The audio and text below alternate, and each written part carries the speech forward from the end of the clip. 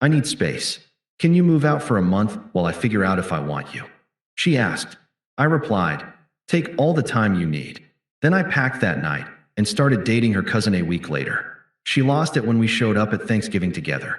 Hey viewers, before we move on to the video, please make sure to subscribe to the channel and hit the like button if you want to see more stories like this. Thanks. Let me set the scene. I met Sarah, 27F, 3 years ago through mutual friends at a casual barbecue in the city where we both lived. She was vibrant, funny, the kind of person who could light up a room with a story or a laugh.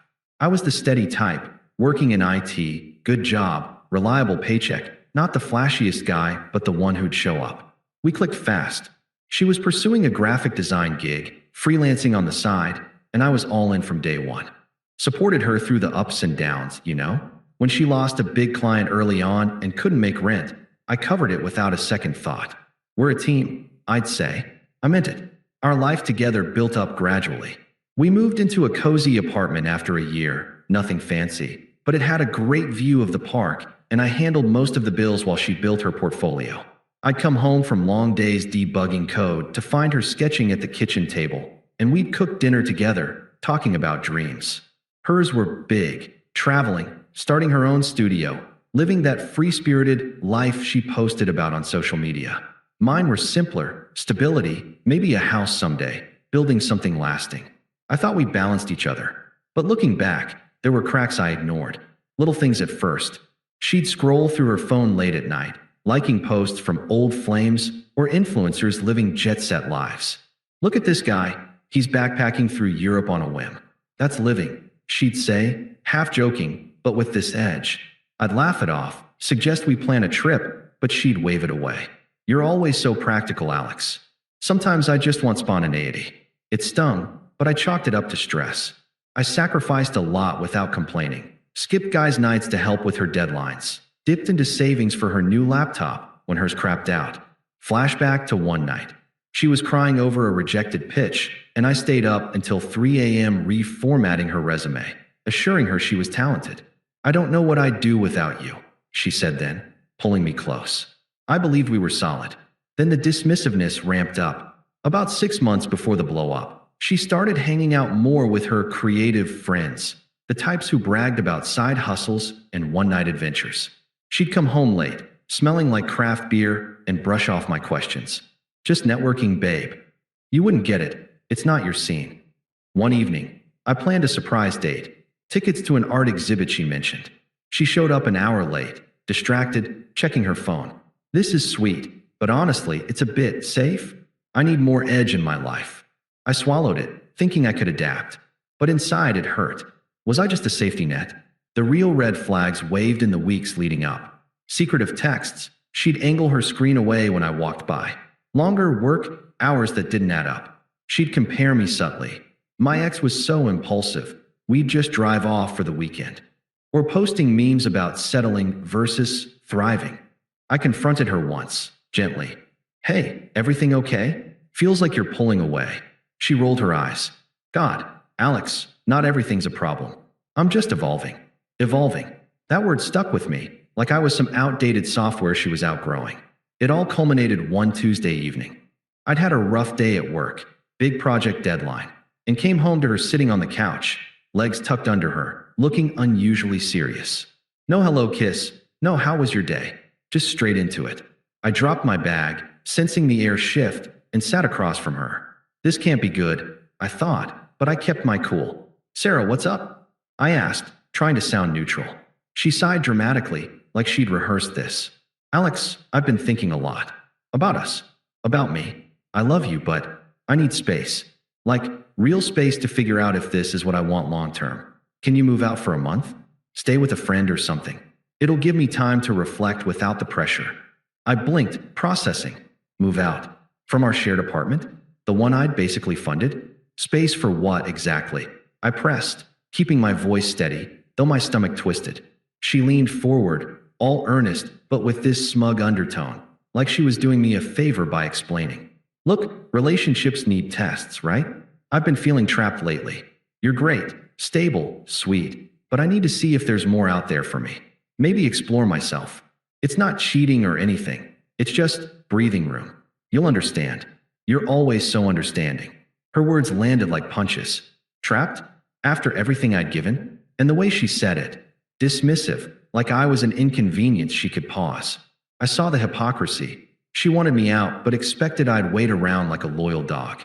No mention of her late nights or the guy from her networking group she'd mentioned too casually. I could have yelled, demanded answers, but something clicked. If she sees me as disposable, why beg? I nodded slowly. Take all the time you need. Her eyes widened a bit, like she expected pushback. Really? You're okay with this? Yeah, I said, standing up. I'll pack some stuff tonight. She looked relieved, almost triumphant. Thanks, Alex. This means a lot. We'll talk after, okay? I think it'll be good for us. I didn't respond, just headed to the bedroom. That night, while she watched TV like nothing happened, I gathered essentials, clothes, laptop, important docs. No scene, no tears from me. But inside, gutted, confused. How did we get here? I crashed at a buddy's place, staring at the ceiling, replaying every sacrifice. The unfairness burned. I'd built us up, and she treated me like a trial subscription. But I wouldn't chase. Dignity first. The next morning, I texted her, left my key on the counter. Apartment's yours for now. Then, radio silence from my end. Blocked her temporarily, not out of spite, but to breathe. Let her have her space. Little did she know, it was permanent for me. That first week after leaving was rough. I won't sugarcoat it. Staying on my buddy Mike's couch, I had too much time to think. The confusion hit hardest at night. Replaying her words, wondering if I'd missed some massive sign. Trapped?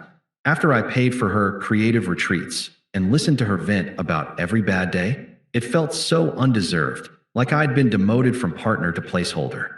I scrolled through old photos on my phone, seeing the sacrifices, me driving her to job interviews, celebrating her small wins with takeout feasts I'd budgeted for. One flashback stuck out, a weekend last year when she was sick with the flu. I canceled a work trip to nurse her back, making soup from scratch while she'd binge-watched shows. You're my rock, she'd murmured. Now, I was apparently a cage, but I didn't wallow long. Dignity kicked in. I wasn't going to beg or blow up her phone. Instead, I focused on logistics. Found a short-term sublet in a quieter part of the city, a small studio with decent light, perfect for regrouping. Transferred utilities out of my name. Canceled the joint streaming accounts she'd maxed out. Practical stuff, but it helped detach. At work, I threw myself into a side project, earning praise from my boss. You've got fire lately, Alex, he said. Little wins built momentum. I hit the gym, something I'd slacked on while prioritizing her schedule. Started reading those books on self-improvement she'd mocked as boring. If she wanted space, I'd use it to expand mine. About a week in, that's when Emily entered the picture. Emily, 26F, is Sarah's cousin. They've got that family resemblance, but Emily's always been the grounded one. We'd met at holidays, chatted casually. She was studying marketing, worked part-time at a cafe, and had this no-nonsense vibe. After the split, word spread through the family grapevine. Emily texted me out of the blue. Hey Alex, heard about you and Sarah. That sucks. If you need to vent or grab coffee, I'm around. No family drama BS, just neutral ears. I hesitated at first. Her cousin? Really? But it wasn't revenge, it was genuine. Sarah had always downplayed Emily, calling her too vanilla behind her back. I replied, and we met at a neutral spot, a park bench with takeout coffee. The conversation flowed easy. No pity party. She asked about my job, shared laughs about awkward family gatherings. Sarah's always been impulsive, she said gently. You deserve better than being put on pause. One coffee turned into a walk, then dinner a few days later. Sparks flew naturally, shared interests in hiking, bad movies, that stuff Sarah dismissed as basic. Emily was respectful, appreciative. I admire how you're handling this, she told me over pasta. Most guys would lash out. By the end of the week, we were dating. It wasn't planned, it just fit. I felt alive again, not like a backup plan. We kept it low-key at first, respecting the family ties, but it was real. Finally, someone who saw me as the main event. Meanwhile, Sarah's space started crumbling, from what I pieced together later through mutuals. Turns out, her request wasn't just reflection. There were hints of someone else. Late-night texts I'd ignored, probably a guy from her creative circle. Let's call him Jake, a wannabe photographer with a trust fund and a reputation for flakiness. She dove in headfirst, posting cryptic stories about new beginnings and embracing chaos. But karma doesn't wait. Jake was all thrill, no substance.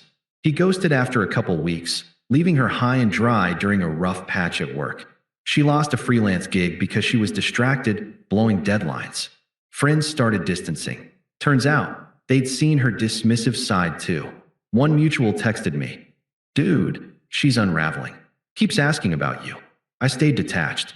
Unblocked her after a bit, but no outreach from me. Let the silence speak. The unfairness still lingered. Why did I have to rebuild while she played games? But sitting with it clarified things. This wasn't loss, it was liberation. By month 2, Emily and I were solid, planning a weekend getaway. Life upgraded. Sarah's first attempt came via text, about 3 weeks after I left. I'd just gotten back from a date with Emily, feeling good, when my phone buzzed. "Hey Alex, how's it going? Missed talking. Can we chat sometime? I think I figured some stuff out." Polite, casual, like testing waters. I stared at it, feeling a flicker of that old confusion, but no pull. "Figured stuff out?" After kicking me to the curb, I replied short, "Not much to chat about. Take care." She didn't let up. A day later, a longer message. "Come on, don't be like that." I needed space, but I realize now how much you mean to me. It was a mistake. Let's meet and talk it through. Excuses rolled in, twisted logic about how everyone needs breaks, and it strengthened us. I ignored it. Then call started. One evening, as Emily and I cooked dinner, my phone rang. "Sarah." I answered, keeping it neutral. "What do you want, Sarah?" Her voice was syrupy at first. "Alex, God, it's good to hear you. I've been a mess without you." Jake was nothing, just a rebound. "I see now you're the real deal. Can you come over? We can fix this." "Rebound," I said calmly. "You asked me to move out to reflect. Sounds like you reflected right into someone else's bed."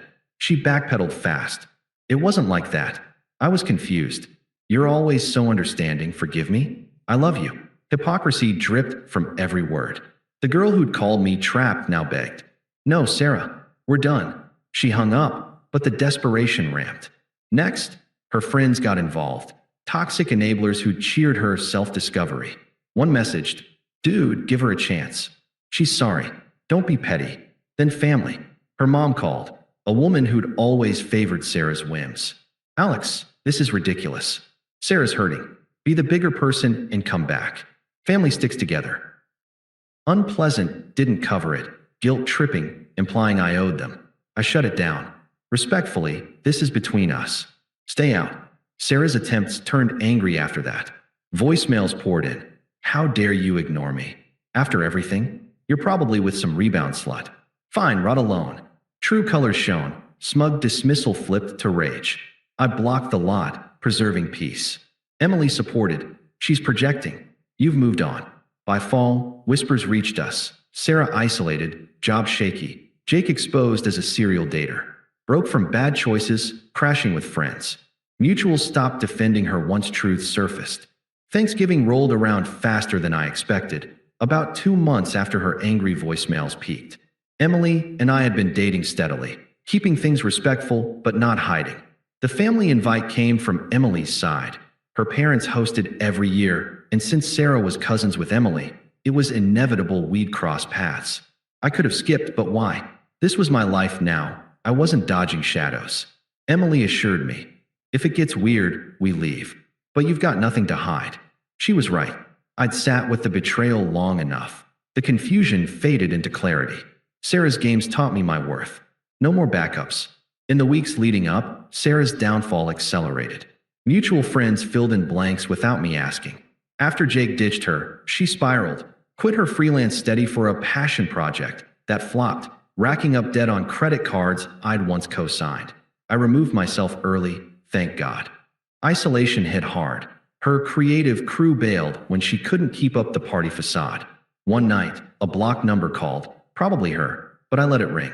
Her family, toxic as ever, ramped up indirect pressure. Emily got texts from aunts. "Tell Alex to man up and forgive." Sarah's learned her lesson. Unpleasant guilt trips, laced with entitlement. We ignored them. Karma felt earned, not vengeful. She'd treated me like an option. Now life mirrored it back. Broke, crashing on a friend's couch. Ironic. Huh? Reputation tarnished. Posts about growth turned to desperate pleas for gigs. I thrived quietly. Promotion at work, weekend hikes with Emily, even started a side coding tutorial blog. The unfairness? It breathed, then dissolved. She discarded gold for glitter. I polished myself. The holiday buzzed with tension from the start. Emily's parents' house, a warm suburban spot with string lights and a packed table. We arrived early, helping set up. Laughter filled the air. I felt at home. Then Sarah showed, disheveled, forced smile, alone. Eyes locked on us instantly. She approached during appetizers, cornering me by the kitchen. Alex, she started, voice shaky but edged with smug residue. Didn't expect to see you here. With her. A glance at Emily, dripping disdain. I stayed calm, sipping cider. Family gathering. Makes sense. She leaned in, desperate now. Can we talk? Privately. I've changed. That space thing was stupid, I see now. Jake was a mistake. Everything's a mess without you. Please, let's try again. Twisted logic again, blaming space like it wasn't her cruelty. Hypocrisy peaked. She needed me after ghosting our life? No, Sarah. That ship sailed. Her face twisted. But we're meant to be. Emily, my cousin. That's low, Alex. Betrayal. Power reversal hit. Her accusing me? I almost laughed, but dignity held. The outburst drew eyes. Emily stepped over, hand on my arm, solidarity. Sarah's volume rose, true colors exploding. How dare you parade this around? After I gave you 3 years? You're nothing without me. Stable, boring Alex. Emily's just a rebound. She'll see it soon. Family murmured. Aunts who'd pushed reconciliation looked uncomfortable. Her mom tried intervening. Sarah, calm down. This isn't the place. But Sarah raged on, desperate and unhinged. No, he owes me. I was figuring things out. And he jumps to her? Disgusting. Come back, Alex. I'll forgive you. Hypocrisy laid bare. Forgive me? After her manipulations? I set my glass down, voice firm, evolved. No sympathy, no care for her mess. Sarah, you asked for space. I gave you forever. You treated me like a temp, dismissive, smug, like I was beneath your evolution. Now, you're irrelevant. I've built better, a job I love, peace I protect, and someone who values me first. Emily's not a rebound. She's real. You're a lesson learned, nothing more. She sputtered, tears mixing with anger. You'll regret this. Alone forever. I shrugged, indifferent. Doubt it. I'm happy, thriving. You? Figure that out without me. Emily and I walked away, joining the table. Family shifted allegiance. Uncles nodded approval. Cousins whispered about Sarah's fling exposures. She stormed out soon after, humiliated publicly. Visual reversal stung her, me toasting with Emily, laughing freely, while she slunk away alone, broke, exposed. Post-Thanksgiving, silence from her side. Blocked for good. Emily and I, stronger, planning trips, talking futures. No looking back. The betrayal's outrage faded to irony. Her space launched my upgrade. She's powerless now, a footnote in my story. Thanks for watching. Make sure to subscribe to the channel and hit the like button. What do you think about this story? Share it in the comments.